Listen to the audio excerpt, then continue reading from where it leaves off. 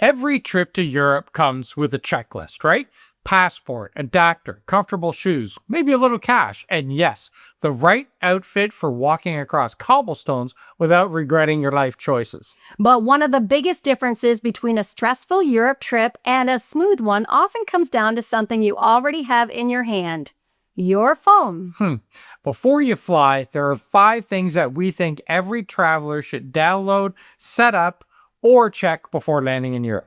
Because the airport is not where you want to be figuring out data, train tickets, translation, maps, or money apps while you're tired, jet-lagged, and standing beside a baggage carousel. These 5 essentials will help you stay connected, move around with more confidence, save money, and spend less time solving problems when you should be out there enjoying your trip. Number 1 is the big one: an eSIM, and we don't travel without it. No, for us, this means Airalo or another trusted eSIM provider. The point is not the brand as much as the habit. Don't land in Europe and then start trying to figure out how to get online. You don't have to do that anymore. No, an eSIM lets you buy mobile data before your trip. You install it on your phone and then turn it on when you arrive. Airalo has regional European eSIM options, which is useful when your trip crosses borders instead of staying in one country. We use that a lot. We do, and it matters in Europe because you may start in Paris, take a train to Amsterdam, fly to Rome, and then spend 3 days in Spain. You do not want to buy a different SIM card every single time you're crossing a border. But here's the part that people forget: set it up before you leave home. Check that your phone supports eSIMs and check that your phone is unlocked. Then install the app, buy the plan that you need, and read the activation instructions before you're relying on airport Wi-Fi. And understand what you're exactly buying. A lot of travel eSIMs are data only, which means they wouldn't give you a regular phone number for calls and texts. That's usually fine for travel, but it means that you should already have something like WhatsApp, your airline app, and your hotel contact details already. WhatsApp is a big one. Wherever we travel, it seems like hotels, car services, anything really uses WhatsApp. So get that one as well. And remember, the eSIM is just the foundation. Once you're connected, then everything else gets easier. Now, number 2 is Google Maps, but not just, oh, I have Google Maps on my phone. We mean download your offline maps before you leave. Yeah, download the map areas for every city that you're visiting. Then save your hotel, train stations, airport, restaurants, attractions, and neighborhoods that you want to explore. This is one of the little things that can save your entire first day. You land tired, your data is slow, the streets are confusing, and suddenly you still know where your hotel is. We also like making save lists before we go. One list for restaurants, one for attractions, one for coffee shops, heck, one for possible rainy days. Europe is full of old streets that don't always behave like neat North American travel grids.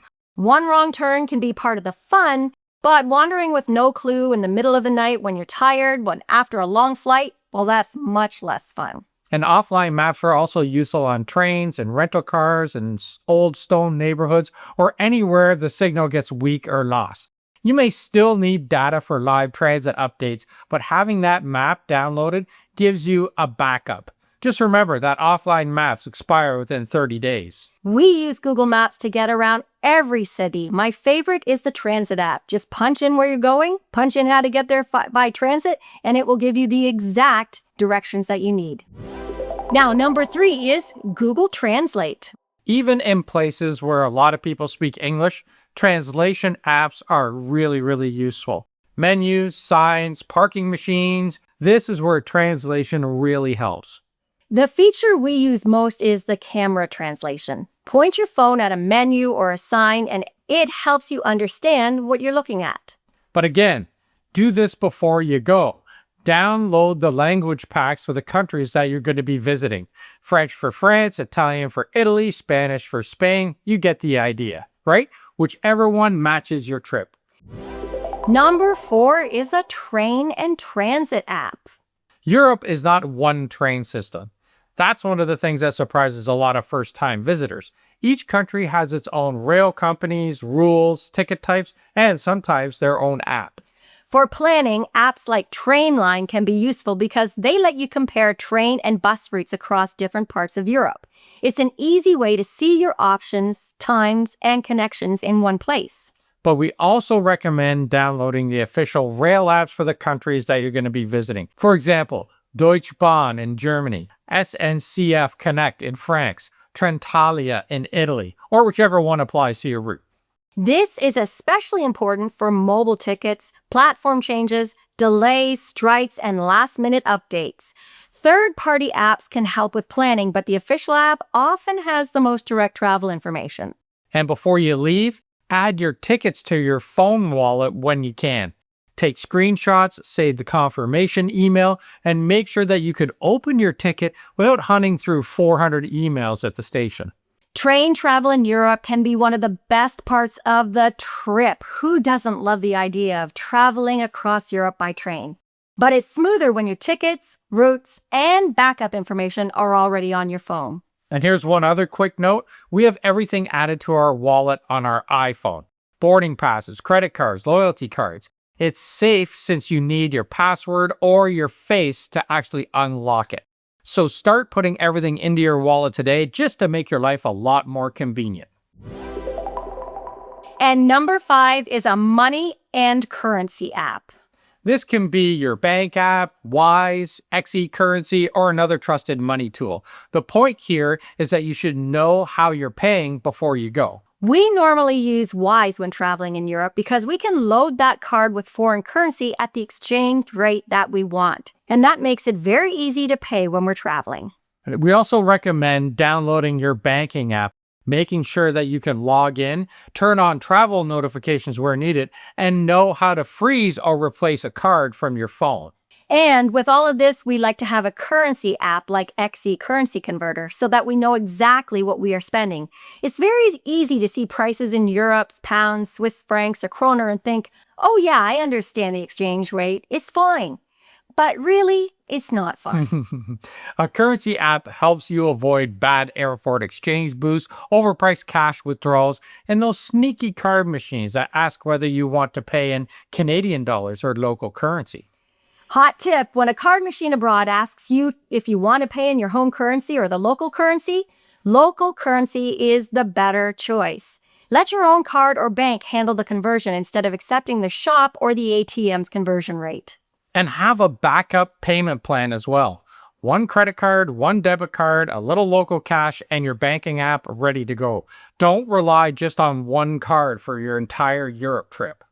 So let's recap the 5 things to set up before you travel to Europe for your European vacation. Number 1, an eSIM like Airalo or another trusted provider so that you can get connected as soon as you land. Number 2, Google Maps with the offline maps downloaded already and all the key places you want to go saved. Number 3, Google Translate with the right language packs downloaded before the trip. Number 4, a train or transit app plus the official rail apps for the countries you are visiting. And number 5, your money tools, your bank app, a currency app, and a backup payment plan. And remember our bonus one, WhatsApp. In many parts of Europe, WhatsApp is used constantly for hotels, tours, drivers, restaurants, guides, and local contacts. Download it, set it up, and make sure it works before you leave. There's nothing worse than getting there and realizing, oh, I don't know my password or I don't know how WhatsApp actually works. And that's the real tip here. Most travelers don't forget their phone, but they forget to prepare their phone.